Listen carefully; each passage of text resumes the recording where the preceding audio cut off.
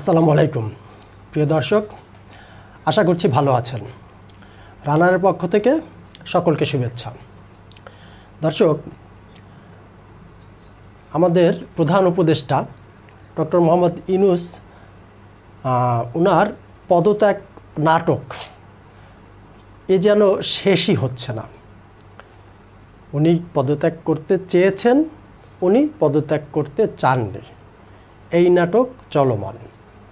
আরও কতদিন এই নাটক চলমান থাকবে সেটিও একটি বিরাট রহস্য এবং বিরাট প্রশ্নের বিষয়। আসলে আমরা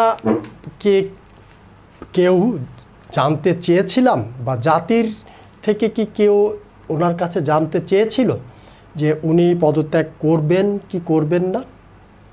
আপনারা একটু ভাবুন, কেউ কি নিজে থেকে ওনাকে প্রশ্ন করেছিল বা কেউ কি এই ধরনের দাবি তুলেছিল যে আপনি পদত্যাগ করুন বা আপনি পদত্যাগ কবে করবেন?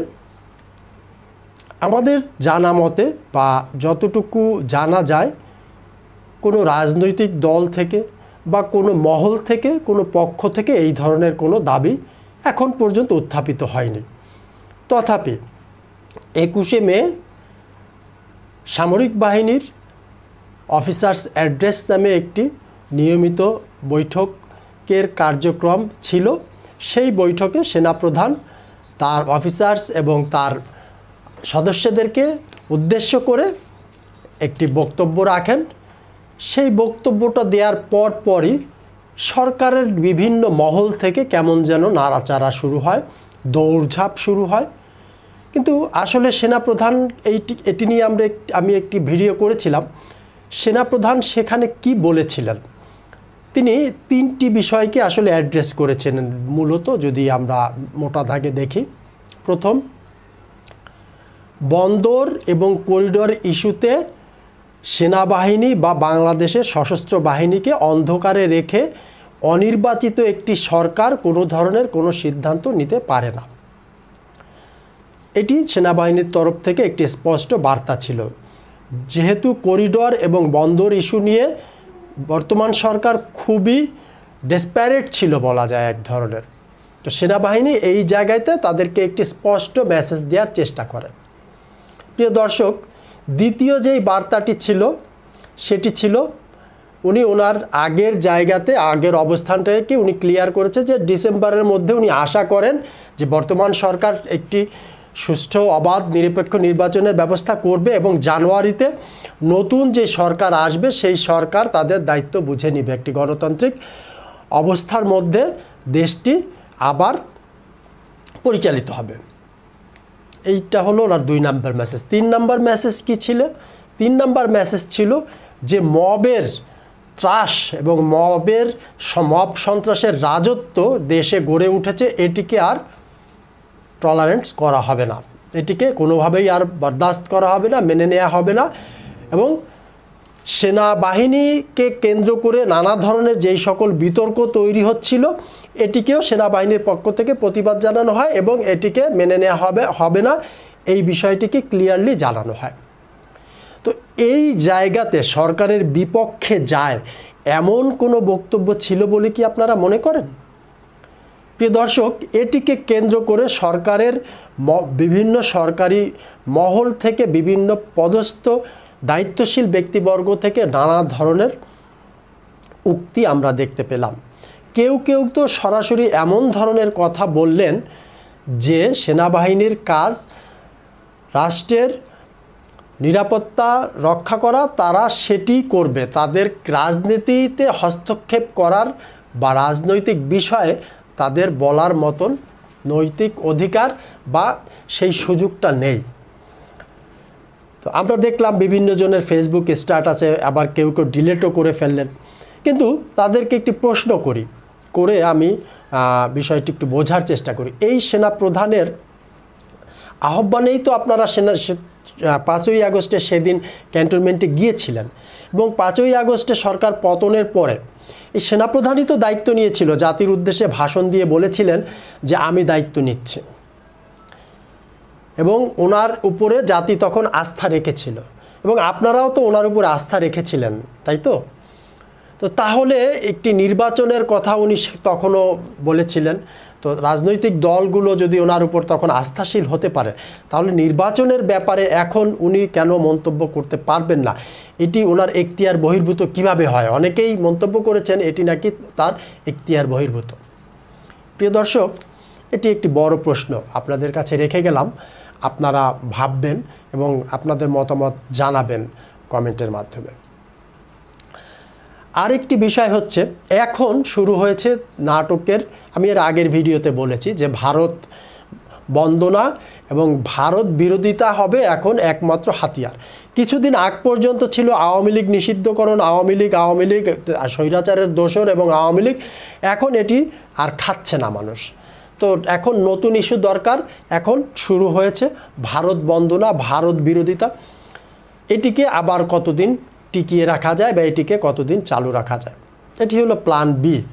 এটি চলছে, চলমান, এবং এটি কতদিন চলবে এটি আসলে বলা মুশকিল। তো দেখুন, সর্বশেষ যেই রাজনৈতিক দলসমূহের সাথে বৈঠকটি হলো, দুটি ধাপে বৈঠক হলো। তো উনি সেইখানে বৈঠক করলেন বেশ কিছু রাজনৈতিক নেতাদের সাথে, যেমন মাহমুদুর রহমান মান্না ছিলেন, নুরুল হক নূর ছিলেন, মোজাহিদুল ইসলাম সেলিম ছিলেন, সাইফুল ইসলাম ছিলেন, মোটামুটি 9 জন উপস্থিত ছিলেন। তো ওনারা মিটিং করে বেরিয়ে যখন আসলেন, তখন দেখেন আবার নতুন বিতর্কের জন্ম দিলেন। এর আগে ওনার প্রেস সচিব বললেন উনি পদত্যাগের কথা বলেননি, বা এমনকি ভাবেন উনি পত্রিকার মাধ্যমে বা সংবাদ পত্রে বা মিডিয়ার মারফতে জানতে পেরেছেন যে উনি এমনটি ভেবেছেন। আবার পরিকল্পনা উপদেষ্টা জনাব ওয়াহিদুদ্দিন মাহমুদ, তিনিও বললেন যে না, উনি এরকম কোনো কথা বলেননি, ভাবেননি, চিন্তা করেননি।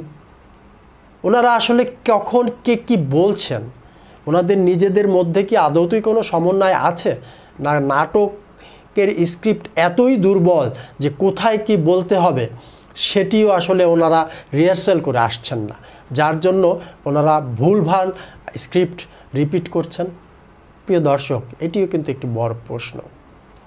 আবার তার আগে নাহিদ ইসলাম যখন বিবিসিকে সাক্ষাৎকার দেওয়ার সময় বলেন যে উনি পদত্যাগের কথা ভাবছেন, তার পরপরই আবার ওনারা বলেন যে না, উনি এরকম কথা বলেননি। নাহিদ ইসলাম কে? নাহিদ ইসলাম এনসিপির আহ্বায়ক। মূলত নাহিদ ইসলাম তো ওনাদেরই লোক, সরকারি দল যদি অফিসিয়ালিভাবে ওনারা স্বীকৃতি দেন না, বাট আমরা সবাই বুঝি জানি যে এই নাহিদ ইসলাম এনসিপি বা এটা ওনাদের পার্টি, কিংস পার্টি আমরা বলতে পারি এটাকে, তার প্রধান। উনি বললেন, আর অন্যান্য রাজনৈতিক দলের নেতৃবৃন্দ 3 দিন ধরেও ওনার সাথে বসে থেকে শিডিউল পায় না, নাহিদ ইসলাম যখন খুশি তখন দেখা করতে পারেন। আমরা তো এটা বুঝি। প্রিয় দর্শক, আপনারা কি মনে করেন যে এই প্রেস সচিব সাহেব মিথ্যা বলেছেন, নাকি ডক্টর ওয়াহিদ মাহমুদ সাহেব উনি মিথ্যা বলেছেন, না নাহিদ ইসলাম মিথ্যা বলেছিলেন, নাকি এখন এসে আবার প্রধান উপদেষ্টা নিজেই উনি বলছেন এই মাহমুদুর রহমান মান্না, মুজাহিদুল ইসলাম সেলিম বা সাইফুল ইসলামদের সাহেবদের সামনে যে হ্যাঁ উনি পদত্যাগের কথা ভেবেছিলেন, কারণ ভারত ওনাকে এমন চাপ দিচ্ছে উনি আর নিতে পারছে না। কারণ কি, ভারত পারলে ওনাকে এখনই পদত্যাগ করিয়ে দেয় বা এখনই ওনাকে ক্ষমতাচ্যুত করে। একটা দেশের সরকার বা বিভিন্ন দেশের সরকারের তরফ থেকে চাপ থাকতেই পারে, আন্তর্জাতিক বিভিন্ন চাপ থাকতে পারে, কিন্তু অন্য আর একটা দেশের সরকার প্রধানেরও তো সেই যোগ্যতা থাকতে হবে বা তার ভিতরে সেই পাওয়ার থাকতে হবে যে উনি আর একটা দেশের চাপকে কিভাবে ওভারকাম করেন। রাজনৈতিক দলগুলোর সাথে কি উনি এইগুলো নিয়ে কখনো আলোচনা করেছেন? অন্যান্য রাজনৈতিক দলগুলো কি এই বিষয়টি জানেন? উনি আজকে হঠাৎ করে একটা কথা বললেন, হ্যাঁ আমরা মেনে নিচ্ছি ভারত নিঃসন্দেহে বিভিন্ন ধরনের চাপ প্রয়োগ করছে, এতে কোনো সন্দেহ নেই, কিন্তু কেন? আমাদের তরফ থেকে কি কোনো সুরসুরি আছে ভারতের এই চাপ প্রয়োগ করার জন্য, বা আমরা কি তাদেরকে কোনোভাবে উস্কানি দিচ্ছি কিনা? প্রিয় দর্শক, দেখুন, আমরা যদি একটু লক্ষ্য করি, ডক্টর মোহাম্মদ ইউনূস সাহেব ক্ষমতা গ্রহণ করলেন 8 তারিখে, আগস্ট মাসের 8ই আগস্ট। উনি 7ই আগস্ট যেদিন ফ্রান্স থেকে বাংলাদেশের উদ্দেশ্যে আসছিলেন, ঠিক আছে, উনি সেই দিনই কিন্তু একটি আপত্তিকর মন্তব্য করেন ভারতের 7 সিস্টার নিয়ে। উনি তখনই 7 সিস্টারকে দেখে নেবেন বা 7 সিস্টার নিয়ে একটা আপত্তিজনক মন্তব্য করেন। আপনি ক্ষমতা গ্রহণের আগেই যদি প্রতিবেশী রাষ্ট্রের স্পর্শকাতর এমন কোনো ইস্যু নিয়ে মন্তব্য করেন, তারা কি সেটি ভালোভাবে গ্রহণ করবে? আমাদের এক ধরনের তরুণ বিপ্লবীরা এটি নিয়ে তো একেবারে আমরা পারলে ভারত দখল করে ফেলি, স্বাধীন করে ফেলি, তাদের তো ফেসবুকে ভারত দখল করে ফেলে, এর তোড়জোড়ের শেষ নেই। কিন্তু আদতে এটির পরিণতি কি হয়েছে আপনারা কি একবারও ভেবে দেখেছেন? এরপরে আমাদের দায়িত্বশীল মহল থেকে বিভিন্নজন বিভিন্ন সময়, যেমন বর্তমান তথ্য উপদেষ্টা, উনি তখন প্রধান উপদেষ্টার বিশেষ সহকারী ছিলেন, আবার ওনার ক্যাবিনেট ছাড়া উনি কোনো নির্দিষ্ট দপ্তরবিহীন মন্ত্রী ছিলেন, তখন উনি ওনার ফেসবুকে বাংলাদেশের মানচিত্রকে বড় করে দেখালেন, ভারতের বিভিন্ন স্টেট নিয়ে দেখালেন। আবার মাঝে মাঝেই ওনারা আপত্তিকর ফেসবুক স্ট্যাটাস দিয়ে থাকেন, আবার স্লোগান দেন ঢাকা না দিল্লি, ঠিক আছে, ঢাকা ঢাকা। তো এই যে বিভিন্ন সময় বিভিন্ন ধরনের আপত্তিকর মন্তব্য যখন করি, তখন কিন্তু আমাদের মাথায় থাকে না যে এটির একটি প্রতিক্রিয়া হতে পারে ভারতের থেকে। এমনকি সর্বশেষ প্রধান উপদেষ্টা যখন চীন সফরে গেলেন, তখনও উনি ভারতের 7 সিস্টার নিয়ে আপত্তিকর মন্তব্য করার পরপরই কিন্তু ভারত থেকে বেশ কিছু প্রতিক্রিয়া আসে।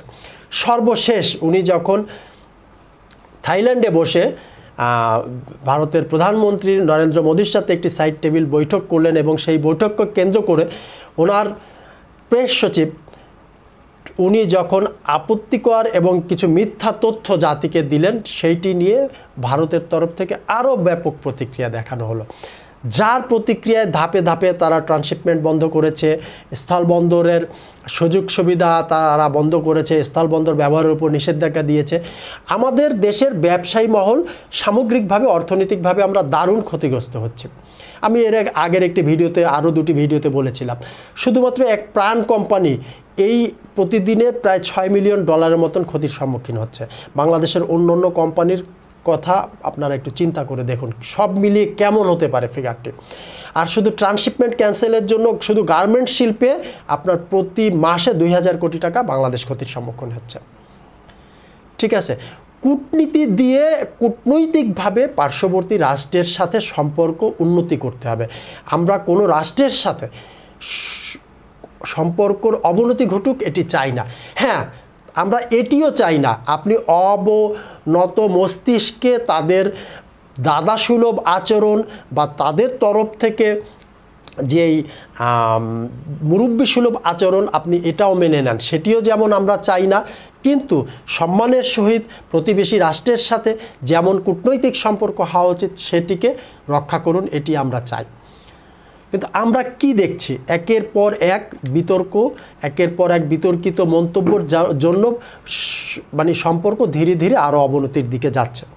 কিন্তু মূল বিষয় হচ্ছে কি জানেন প্রিয় দর্শক, আমাদের কাছে যেটি মনে হচ্ছে বিরাট রহস্য, আমাদের দৃষ্টিকে অন্যদিকে ধাবিত করার জন্য, করিডোর ইস্যুকে ধামাচাপা দেওয়ার জন্য আসলে আদতে এই সকল নাটক তৈরি হচ্ছে। আমেরিকা যেটি চায়, আমেরিকার সাথে যেই চুক্তি হয়েছে সেটি যেভাবেই হোক বাস্তবায়ন হবেই, এবং এই ডক্টর মোহাম্মদ ইউনূসের মাধ্যমেই বাস্তবায়ন করার জন্য তারা তাদের সর্বোচ্চ চেষ্টা করবেন। গণেশ্বর রায় চৌধুরী আজকে একটি মন্তব্য করেছেন, ডক্টর গণেশ্বর রায়, বিএনপি নেতা গণেশ্বর রায়, যে দেহতে যতদিন প্রাণ আছে ততদিন উনি পদত্যাগ করবেন না। আসলেই ডক্টর মোহাম্মদ ইউনূসের কোনো জায়গা থেকে পদত্যাগ করা বা ক্ষমতা ছেড়ে দেওয়ার রেকর্ড কি আদৌতে আছে? এটি একটি বিরাট প্রশ্ন। আর এই করিডোর ইস্যুর থেকে চোখ ফেরানোর জন্যই কি এত নাটক হচ্ছে? প্রিয় দর্শক, ঈদের লম্বা ছুটির মধ্যে কি কি ঘটতে যাচ্ছে, বা গোপনে কি কি ঘটে গেছে, বা তলে তলে আসলে কি কিছু ঘটে গিয়েছে, এটি একটি বিরাট রহস্য। এই প্রশ্ন রেখে আজকের মতন এখানেই শেষ করছি। ভালো থাকবেন, সুস্থ থাকবেন, দেখা হবে ইনশাল্লাহ আবার আগামী পর্বে। আজ এই পর্যন্তই, আল্লাহ হাফেজ।